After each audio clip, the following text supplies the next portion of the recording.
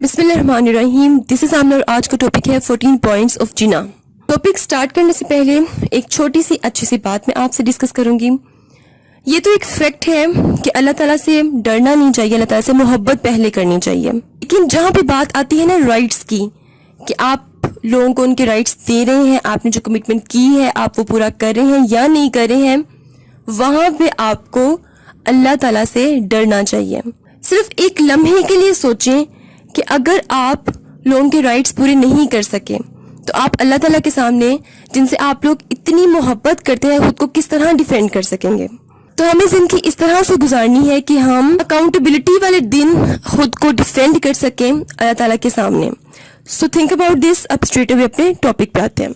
Today we will discuss about 14 points of कायद आज़म मोहम्मद अली जिन्ना। कायद आज़म मोहम्मद अली जिन्ना ने 14 points कब दिए? 1929 में कायद आज़म ने 14 पॉइंट्स दिए। क्यों दिए? नेहरू रिपोर्ट 1928 में बनी, उसके रिस्पॉन्स में कायद आज़म ने 14 पॉइंट्स रख दिए। अब इन 14 पॉइंट्स में क्या है, इन 14 पॉइंट्स का क्या लिंक है, वो हम सारा पढ़ेंगे। लेकिन उसके लिए हमें जाना पड़ेगा लास्ट लेक्चर की एंडिंग पे और वहां से हम स्टार्ट लेते हैं। सो लास्ट लेक्चर मैंने आपको क्या बताया था? कायद आज़म ने अपने 14 पॉइंट्स कांग्रेस के सामने पेश किए और उन्हें कहा कि नेहरू रिपोर्ट में ये 14 पॉइंट्स आप ऐड कर लें, हम और कुछ नहीं चाहते। तो उन्होंने कहा sorry we can't do this because it's to late. Then कायद आज़म ने कहा कि okay now it's parting of ways, अब आज से हमारे रास्ते अलग अलग हैं। अब इन 14 पॉइंट्स में ऐसा क्या था जो नेहरू रिपोर्ट में इसको ऐड नहीं किया गया? ये याद रहे कि इन 14 पॉइंट्स में मुस्लिम दिल्ली प्रपोजल के 4 पॉइंट्स भी हैं और कुछ पॉइंट्स इसमें ऐसे हैं जिनको मैं कंपेयर करूंगी नेहरू रिपोर्ट के साथ। आपको कंपैरिजन से बहुत अच्छी तरह से समझ आ जाएगी। जो पॉइंट्स मैं आपके साथ कंपैरिजन में डिस्कस करूंगी वो बहुत स्ट्रॉन्ग पॉइंट्स हैं। So first point is federal type of constitution या फेडरल टाइप ऑफ गवर्नमेंट। जब भी आप ये वर्ड सुनते हैं फेडरल टाइप ऑफ कॉन्स्टिट्यूशन या फिर federal type of government, it's mean that जो नेक्स्ट क्वेश्चन आपके जहन में आना चाहिए वो ये होना चाहिए कि किस के पास पार होगी। देखिए पाकिस्तान के कंटेक्स्ट में आपको समझाने की कोशिश करती हूँ। इस टाइम पाकिस्तान में किसके पास पार है? मतलब पार किसे मैं कह रही हूँ? रेस्ट्री पार की बात कर रही हूँ, डिसीजन मेकिंग की बात कर रही हूँ। मतलब डिसीजन मेकिंग की पार किसके पास है पाकिस्तान में? प्राइम मिनिस्टर के पास है, प्रोविंसेस के पास है, चीफ जस्टिस ऑफ पाकिस्तान के पास है। तो इस तरह जो पार है वो डिवाइड हुई है। अगर प्राइम मिनिस्टर या उसकी कैबिनेट कोई गलत डिसीजन लेती है तो उनपे चिकन कंट्रोल है। मतलब सारी पार सिर्फ सेंटर के पास नहीं है। सेंटर में किसे कह रही हूँ? प्राइम मिनिस्टर ऑफ पाकिस्तान और उसकी कैबिनेट, मींस जिसकी हुकूमत होती है एक कंट्री पे, उसे कहते हैं सेंट्रल पावर। सो 1929 में भी किस चीज की डिमांड की गई? फेडरल टाइप ऑफ गवर्नमेंट या फेडरल टाइप ऑफ कॉन्स्टिट्यूशन की बात की गई। उस टाइम लंदन में federal form of government exist करती थी, तो इसलिए ब्रिटिश इंडिया में फेडरल फॉर्म ऑफ गवर्नमेंट की डिमांड रखी गई। अब नेहरू रिपोर्ट में किस तरह की डिमांड रखी गई, जिन्ना ने क्या कहा वो देखते हैं। नेहरू रिपोर्ट में क्या कहा गया ये देखें जरा। Federal government with residuary power wasted in centre. Nehru report में ये लिखा गया कि जो फेडरल गवर्नमेंट होगी उसके पास क्या होगी? रेजिडरी पावर होगी। मतलब जितनी भी डिसीजन मेकिंग की पावर है वो सारी की सारी किसके पास होगी? फेडरल गवर्नमेंट के पास होगी। मतलब प्रोविंसेस के पास कोई भी पावर नहीं होगी। ये किस में लिखा हुआ था? नेहरू रिपोर्ट में लिखा हुआ था। देन जिन्ना का क्या पॉइंट ऑफ व्यू था? जिन्ना ने 14 पॉइंट्स में किस चीज की डिमांड की थी? जिन्ना ने कहा था federal government with residuary power wasted in provinces. जिन्ना ने कहा कि रेजिडरी पावर प्रोविंसेस के पास भी होगी। सारी की सारी पावर सिर्फ फेडरल गवर्नमेंट जो सेंटर लेवल की होगी सिर्फ उसके पास नहीं होगी, बल्कि प्रोविंसेस को भी पावर दी जाएगी। पाकिस्तान में हम क्या देखते हैं कि प्राइम मिनिस्टर ऑफ पाकिस्तान अपने डिसीजंस करते हैं, लेकिन जितने भी प्रोविंसेस हैं उनकी अलग अलग हुकूमतें हैं और वो अपने अपने खुद फैसले करती हैं। پرائم منسٹر آف پاکستان سب پہ اپنے فیصلے امپوز نہیں کر سکتے کیونکہ پاور ڈیوائڈ ہوئی ہے. قائد اعظم محمد علی جناح بھی اس وقت یہی ڈیمانڈ کر رہے تھے. وہ کہہ رہے تھے کہ پروونسز کو الگ سے پاور دو اور ساری کی ساری پاور سینٹر کے پاس نہیں جانی چاہیے. اب قائد اعظم نے ایسا کیوں کہا؟ برٹش انڈیا میں اس ٹائم 2 ہاؤسز تھے. ایک ہاؤس تھا نیشنل اسمبلی، دوسرا ہاؤس تھا سینٹ. نیشنل اسمبلی میں 500 سیٹس تھیں، سینٹ میں 200 سیٹس تھیں. قائد اعظم نے کہا یہ تو کامن سینس کی بات ہے، اگر 500 کی اسمبلی ہے اور مسلمان 25% ہیں اور ہندو 65% ہیں، تو اگر اسمبلی میں الیکشنز ہوتے ہیں تو یہ ایک کامن سینس کی بات ہے کہ کون جیتے گا؟ میجورٹی جیتے گی اور حکومت بھی میجورٹی کی ہی آئے گی، مطلب ہندوؤں کی ہی آئے گی. اور اب اگر ساری کی ساری پار فیڈرل گورنمنٹ مطلب کہ ہندوؤں کے پاس چلی گئی تو مسلمان تباہ ہو جائیں گے، مسلمانوں کے پاس تو کوئی پار نہیں ہوگی. تو جیسا فیڈرل گورنمنٹ ڈیسیژن دیتی جائے گی ویسا ماننا پڑے گا مسلمانوں کو. اس لیے قائد اعظم محمد علی جناح نے کہا کہ پروونسز کو ان کی الگ سے پار ملنی چاہیے تاکہ جہاں پہ مسلم میجورٹی ہے جن پروونسز میں، وہاں پہ اس کے اکارڈنگ ان کی حکومت ہو، ان کے پاس ڈیسیژن میکنگ کی پار ہو. سو آئی ہوپ کہ آپ کو فرسٹ پوائنٹ سمجھ آ گیا ہو کہ نہرو رپورٹ میں کیا تھا اور جناح نے کیا ڈیمانڈ کی تھی. نہرو رپورٹ میں تھا کہ ساری کی ساری پار، ریجسٹری پار کس کے پاس ہوگی؟ فیڈرل گورنمنٹ کے پاس ہوگی سینٹرل لیول پہ. لیکن جناح نے کہا کہ فیڈرل گورنمنٹ کو ساری پار نہ دیں، آپ پار کو ڈیوائڈ کر دیں، پروونسز میں بھی پار کو دیتے جائیں. Second point, provincial independence. اب قائد اعظم نے بھی پروونشل آٹونومی کی بات کی ہے اور نہرو رپورٹ میں بھی پروونشل آٹونومی کی بات کی ہے. اب فرق کہاں پہ ہے؟ دونوں پروونشل انڈیپینڈنس کی بات کریں تو فرق کہاں پہ ہے؟ نہرو رپورٹ میں جو پروونشل آٹونومی کی بات کی گئی ہے وہ ہے جی ریلیٹیو آٹونومی. مطلب نہرو رپورٹ میں یہ کہا گیا ہے کہ پروونشل انڈیپینڈنس ہوگی لیکن وہ ریلیٹیو آٹونومی ہوگی. لیکن قائد اعظم نے کہا کہ پروونشل لیول پہ ایبسلیوٹ آٹونومی ہونی چاہیے. اب ریلیٹیو اور ایبسلیوٹ میں کیا ڈفرنس ہے وہ دیکھتے ہیں. دیکھیں، ریلیٹیو آٹونومی کا مطلب یہ ہوتا ہے کہ جتنے بھی پروونسز ہیں برٹش انڈیا میں، تمام پروونسز کو یونیفارم پار نہیں دی جائے گی. مطلب جتنے بھی پروونسز ہیں ان کو ایک جیسی پار نہیں دی جائے گی. جبکہ قائد اعظم نے کہا کہ ایبسلیوٹ آٹونومی ہونی چاہیے، مطلب جتنے بھی پروونسز ہیں ان سب کو ایک جیسی پار دو، کوئی فرق نہیں کیا جائے گا. سو ایبسلیوٹ آٹونومی کیا ڈیمانڈ کی جا رہی تھی؟ Uniform measure autonomy shall be granted to all provinces. مطلب ایک یونیفارم آٹونومی ملنی چاہیے تمام پروونسز کے جو کہ برٹش انڈیا میں ہیں. Number 3، effective representation of minorities. قائد اعظم نے کہا کہ مائنورٹیز کی افیکٹو ریپرزینٹیشن ہوگی ہر پروونس میں. یہ میٹر نہیں کرتا وہاں پہ کتنی پاپولیشن ہے، ایکویلٹی ہونی چاہیے ہر پروونس میں. Then number 4، no link between religion and politics. Nehru report میں لکھا گیا کہ مذہب اور سیاست میں کوئی لنک نہیں ہوگا. مذہب کا سیاست کے ساتھ کوئی کام نہیں ہے. سیاست میں مذہب ایکسیپٹیبل نہیں ہے، چاہے وہ مسلمانوں کا مذہب ہو، چاہے وہ سکھوں کا ہو، چاہے وہ ہندوؤں کا ہو. تو سیاست کو آپ الگ رکھیں. انہوں نے یہ اتنی بڑی سٹیٹمنٹ کیوں دی؟ کیونکہ کانگریس نے کہا کہ مذہب کا سیاست سے کوئی لنک نہیں ہے، اس لیے ہم اسمبلی میں کوئی سیٹس فکس نہیں کریں گے، نہ ہی ہندوؤں کی اور نہ ہی مسلمانوں کی اور نہ ہی سکھوں کی. اچھا، دوسرا پوائنٹ بڑا مزے کا ہے، وہ بھی سنیں ذرا. دین انہوں نے کہا کہ 25% seats for Muslims in central legislative. 25% سیٹیں ملیں گی مسلمانوں کو سینٹرل لیجسلیٹو میں. اب نہرو رپورٹ میں ایک پوائنٹ میں وہ کہہ رہے ہیں کہ مذہب کا سیاست کے ساتھ کوئی لنک نہیں ہے تو کوئی سیٹس فکس نہیں ہوں گی. دوسرے پوائنٹ میں وہ کہہ رہے ہیں کہ مسلمانوں کو 25% سیٹس دی جائیں گی سینٹرل لیجسلیٹو میں. تو ایک طرف تو مذہب کو وہ اگنور کر رہے ہیں، تو دوسری طرف وہ مسلمانوں کی بات کیوں کر رہے ہیں؟ ایک طرح سے یہ کنٹروورسی جنریٹ کی جا رہی ہے. مطلب ان کو سمجھ نہیں آ رہا کرنا کیا. مطلب ایک طرف وہ کہہ رہے ہیں مذہب کا لنک نہیں ہے, دوسری طرف اٹھا کر مسلمانوں کی سیٹ اسپیسیفک کر دی انہوں نے. اب ان دو پوائنٹس کا رسپانس کس طرح قائد اعظم نے دیا وہ دیکھتے ہیں.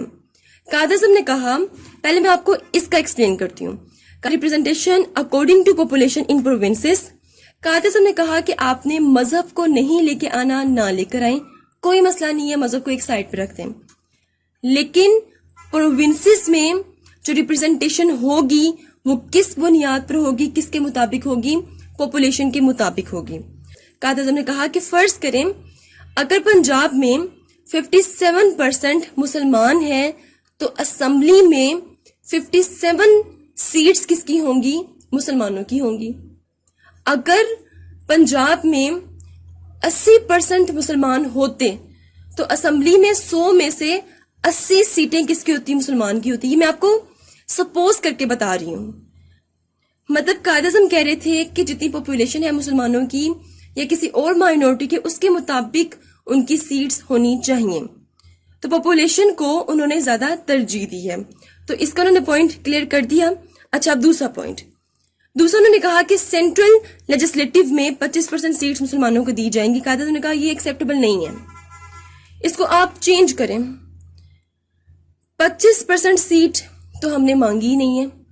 ہم تو شملہ ڈیپوٹیشن میں بھی اپنی پاپولیشن سے زیادہ سیٹس مانگ رہے تھے.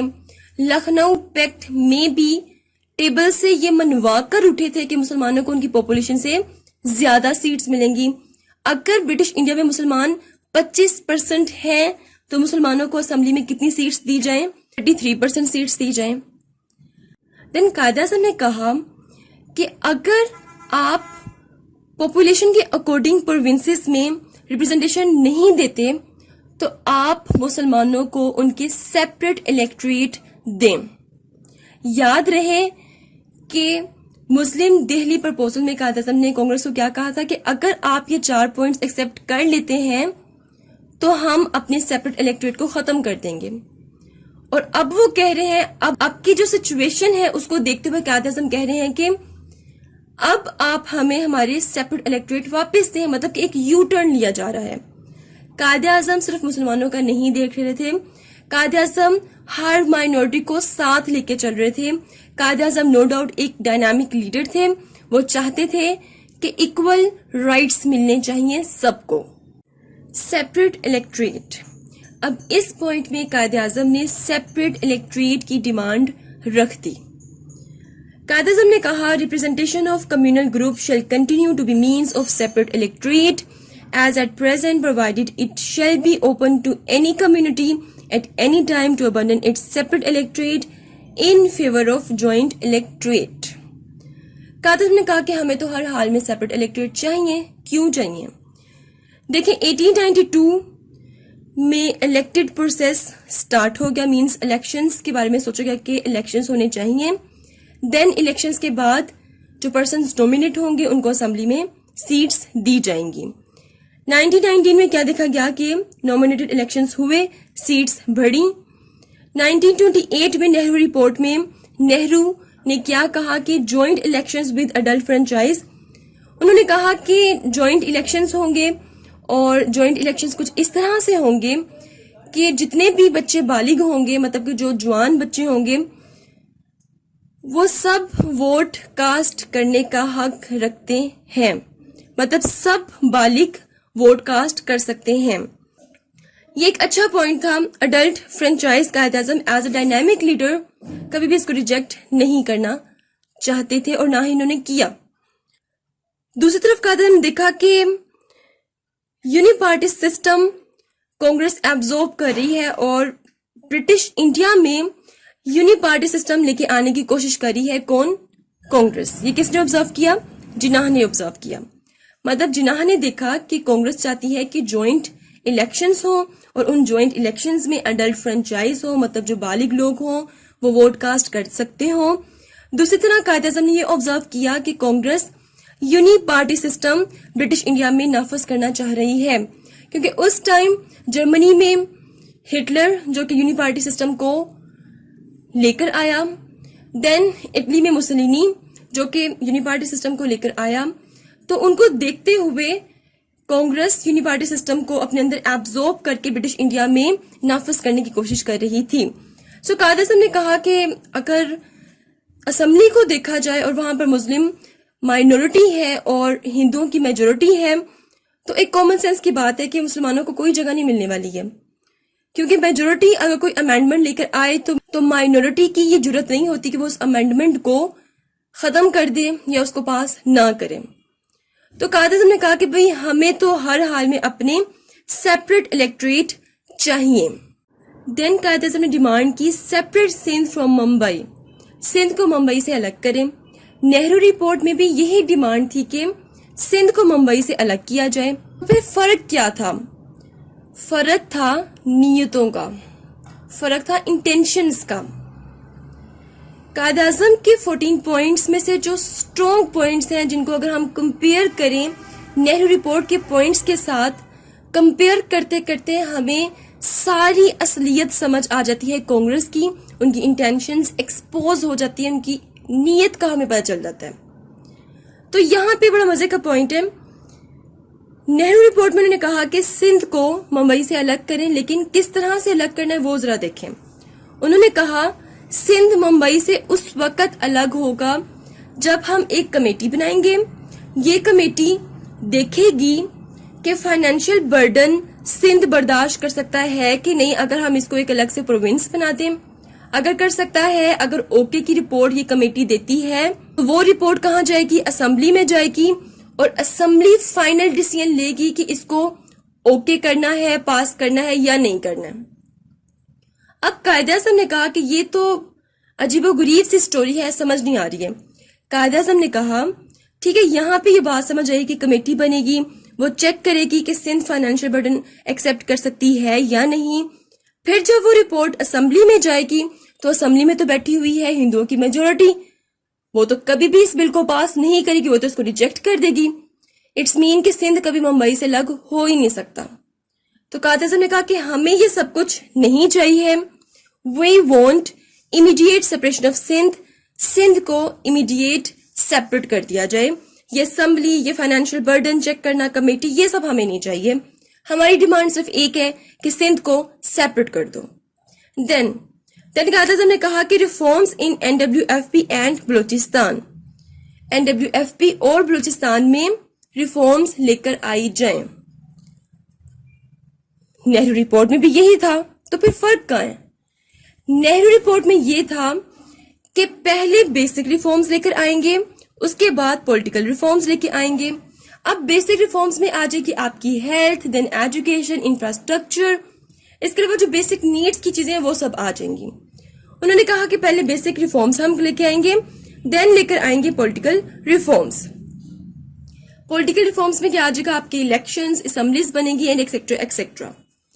قائد اعظم نے سوچا کہ جب 1912 میں 2 پروونسز بنے تھے, اوڑیسہ اور بہار, تب تو کانگریس نے نہیں کہا تھا کہ یہاں پہ پہلے ہم بیسک ریفارمز لے کے آئیں گے دین پولیٹیکل ریفارمز لے کے آئیں گے.